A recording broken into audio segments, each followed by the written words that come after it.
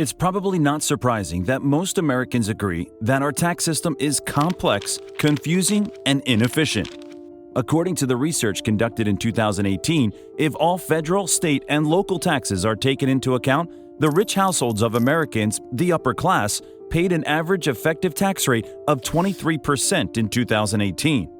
However, a higher rate of 24.2% was paid by the bottom 50% of American households as income tax, while the richest 0.1% Americans, the super rich, pay a lower rate than those in the middle class and even those in the upper class. In fact, according to ProPublica, the average tax rate paid by the 25 wealthiest Americans in 2021 was just 3.4%. Elon Musk, Warren Buffett, and Jeff Bezos, 3 of the 5 richest population in the United States, paid even less. So, what is wrong with the American tax system, and how does it disproportionately tax the middle class? And how is this even possible? But before we begin to assess this specific problem, let's take a look at the overview of how the system works. Nothing compares to the joy of getting your very first paycheck. You put in a lot of effort for a whole month and now you're getting paid for it. But wait a second. By the time you receive your paycheck, it has been divided among various governmental entities like a pizza.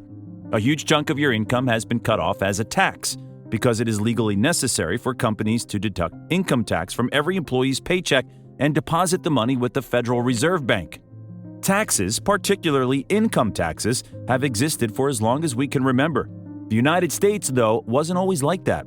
Early on, the nation had no income tax. After the Revolutionary War, however, the Constitution granted Congress the authority to impose taxes and other charges on the general populace. In addition, the government experimented with direct taxation, which involved taxing private property. The inheritance tax, gift tax, and Social Security taxes are just a few of the taxes that were developed during this time period and are still in use today. The American tax system is a huge machine with a tax code that seems more complex than rocket science. It is set up on both the federal and state level. Taxes come in many forms, including income, sales, capital gains, etc. One of the most well-known types of taxation is likely income tax. You will see the deductions on your paycheck if you are one of the Americans who makes a living. Every American citizen is required to pay federal and state income taxes on all of their income, and the top income tax rate for 2022 is 37%. On the other hand, there is another type of tax called corporate tax for the businesses and corporations, as they are a separate legal entity and are subject to corporate tax on taxable income. Corporate tax rates are different than personal tax rates. Corporate earnings are usually subject to double taxation. The United States have quite a progressive tax system, but it is not progressive for wealthy individuals. Or we can say that it is structured to be that way, but it's not true in practice, at least among the highest earners. Over time, the tax rates have fluctuated, rising and lowering at different times. Early in the 20th century, top incomes paid taxes at a rate of about 80%. These percentages varied after the Great Depression and decreased as low as 25%.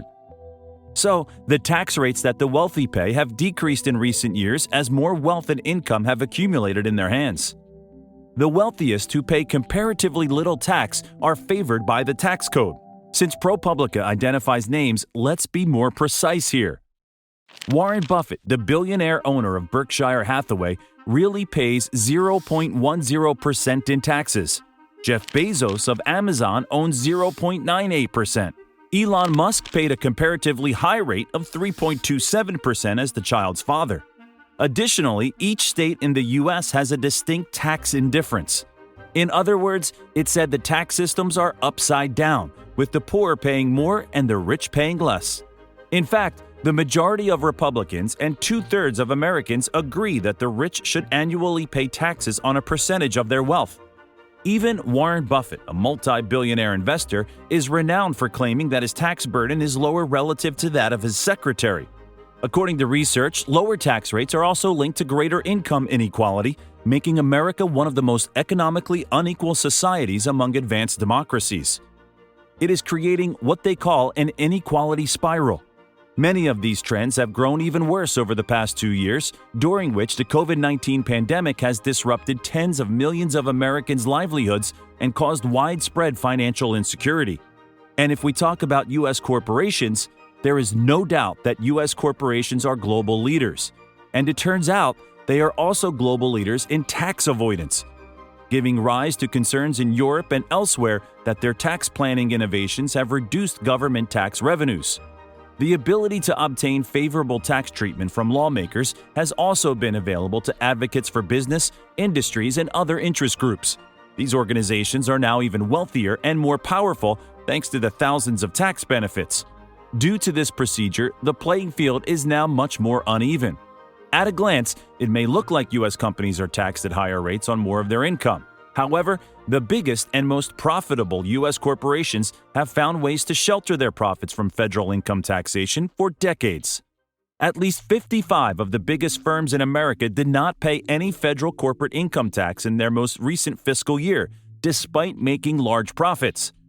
This looks to be the result of a long-standing tax incentives retained or increased by the 2017 Tax Cuts and Jobs Act, as well as the tax breaks enacted by the CARES Act in the spring of 2020, and it maintains a decades-long trend of corporate tax evasion by the largest U.S. firms. On nearly $2.9 billion in U.S. pre-tax income last year, the shoemaker Nike didn't pay a penny in federal income tax. Instead, it received a $109 million tax refund. This makes us wonder, why do super rich pay lower taxes? Or how do they get away with it? Well, their money is not sitting in a bank, and it's definitely not stuffed under the mattress. Instead, what they do is they invest, which increases in the value of their own assets, including the real estate, stock portfolios, and other sorts of business investments. The existing U.S. tax system does not recognize these gains as income until they are realized, which occurs when an asset is sold, despite the fact that those people get wealthier and are better off as a result of those capital gains. This enables individuals to amass wealth worth billions of dollars, and now hundreds of billions, without disclosing it on their tax returns and, as a result, without paying any tax on it. Those who are employed regularly in the United States have their taxes deducted immediately from their earnings. So, higher earners in the U.S. have access to ways in order to shield their income to avoid paying taxes. And the middle income tax group unfairly bears a disproportionately large amount of the tax burden. Hence, the U.S. tax system badly needs a reform. Also, very importantly, Americans would like a tax system that is fair, with large corporations and wealthy individuals paying their fair share of tax responsibilities, which is unquestionably not the case today in America. So, the next question in your mind would be, how should it be handled? Most policymakers and voters agree that this tax system favors some people and economic activities over others and is perplexing and complicated. However, there are many differing opinions on how to reform the tax code, which is further compounded by widespread misconceptions about how it operates today, such as hiking the highest marginal tax rate and adding more bans for those with higher incomes. For example, some of the politicians have advocated tax reforms that would reduce rising income disparity in addition to their desire to streamline the current tax code, while others have suggested lowering payroll taxes. Moreover, a number of academics and politicians, such as Elizabeth Warren, have long supported a wealth tax. President Biden has recently endorsed this strategy, similar to how Democratic administrations from FDR, Franklin Delano Roosevelt, used tax policy to combat inequality. With the help of wealth tax, economic disparity would be reduced, and more money would be made available for crucial initiatives like defense and education. Additionally, they should also try to make the tax code more straightforward, transparent, and fair would help the economy, because these reforms will effectively raise taxes for the wealthiest individuals, as well as they will create a more efficient and progressive tax system. So, did we miss something? Let us know in the comments section below. We'll be happy to read your thoughts. And if you found this video informative and enjoyed the content, make sure to subscribe to our channel and hit the like button as well. Thank you for watching.